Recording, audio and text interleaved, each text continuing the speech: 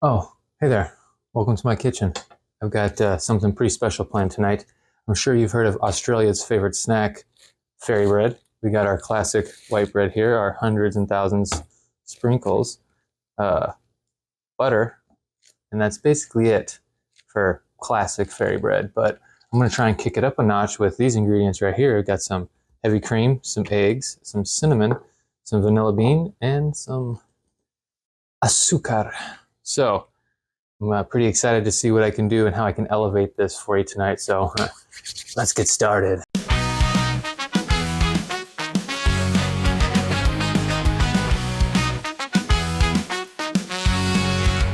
It's time for the show. There's room at the table, so take a seat. It's time for the show. Learn 100 ways to jerk your meat. Woodrow's kitchen. It's full of weird food. What's a fiction? Who's in the mood?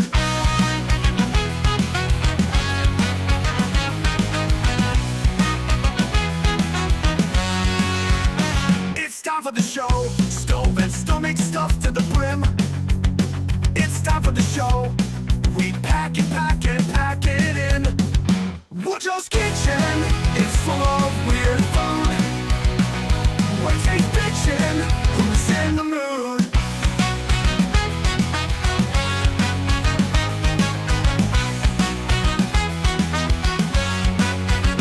It's time for the show. The kitchen's where my palace is. It's time for the show. Cuts and burns and calluses. Woodrow's kitchen. It's full of weird food. What's a fiction? Who's in the mood?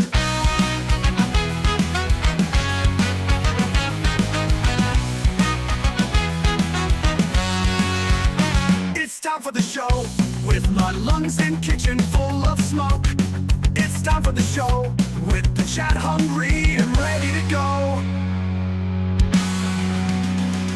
Woodrow's kitchen. It's full of weird food. What's a fiction? Who's in the mood?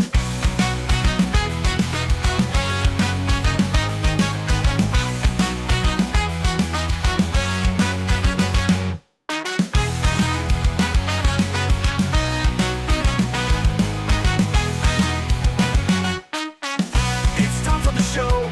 With my lungs and kitchen full of smoke. It's time for the show.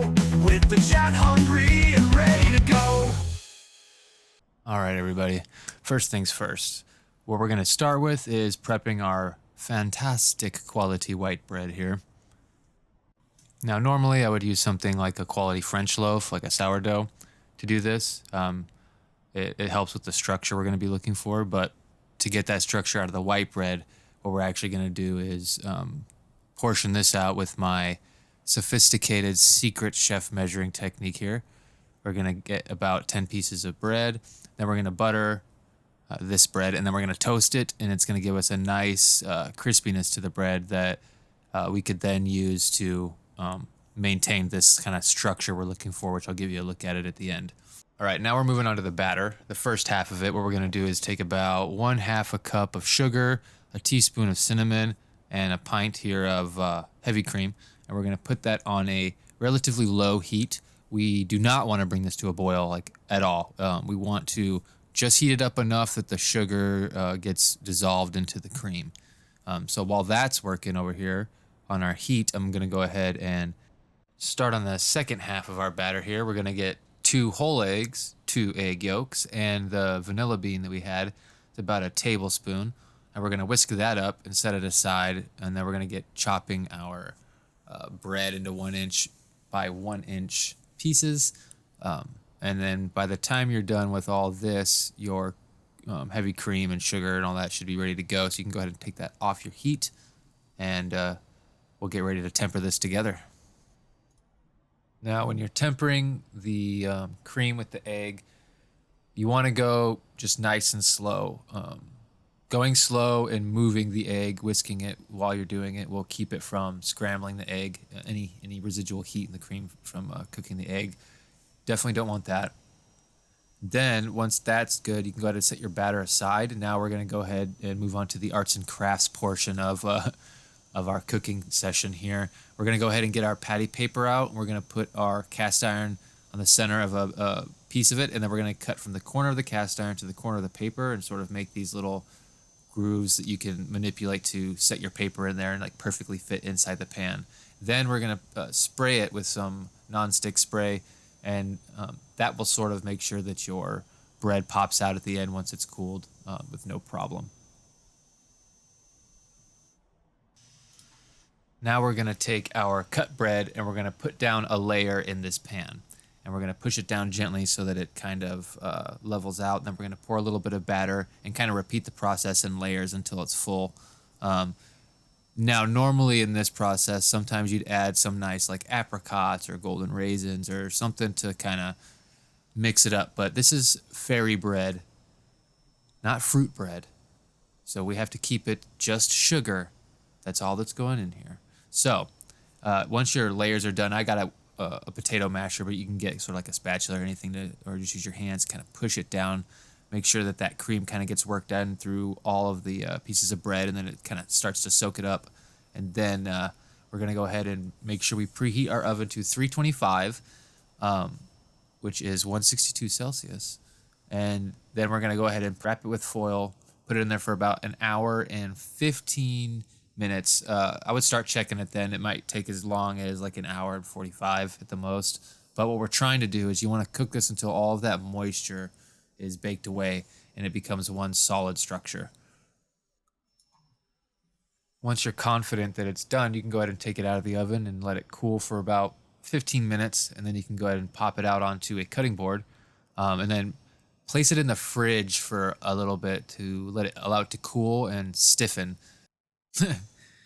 What am I doing with my hands here? I just like all this nervous energy.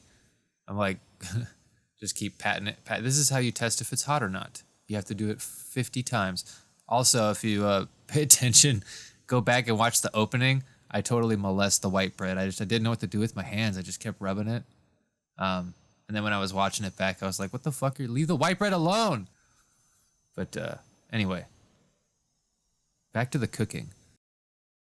Cut the crusts off the sides of our fairy bread French toast, and it will reveal the sort of structure that I was talking about. Our first little glimpses at it, you can kind of see the crust from the pieces of bread, and it gives it kind of a really pretty look.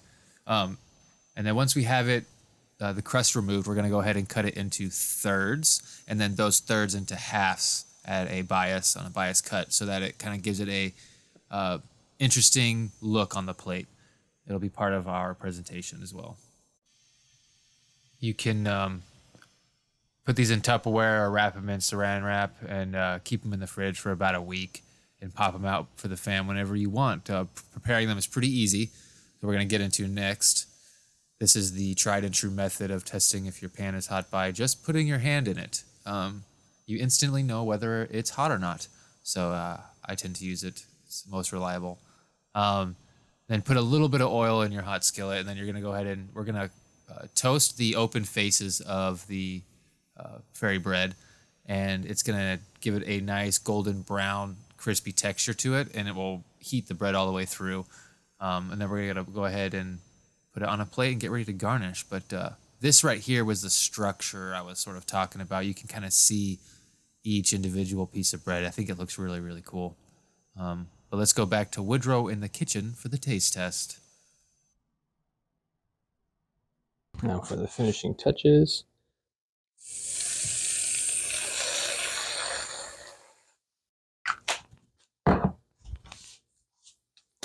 A healthy dose of hundreds and thousands.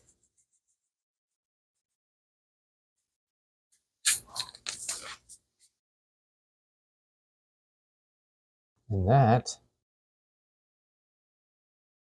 is the fairy bread French toast, aka Bogan bread. Let's give this a little try.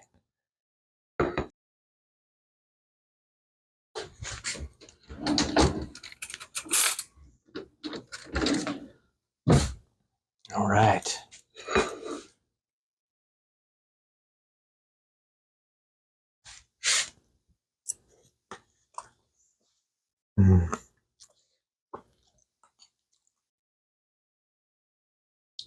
It's fucking good.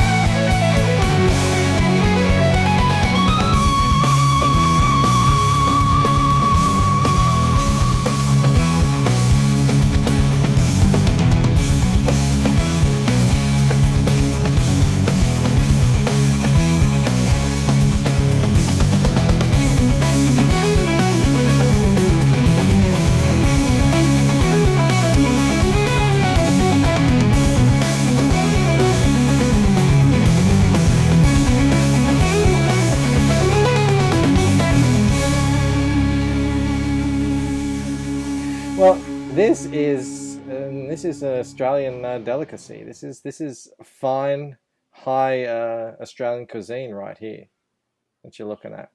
That's pretty. What kind of culture? Lack of culture is that? Really? It's the best we could do.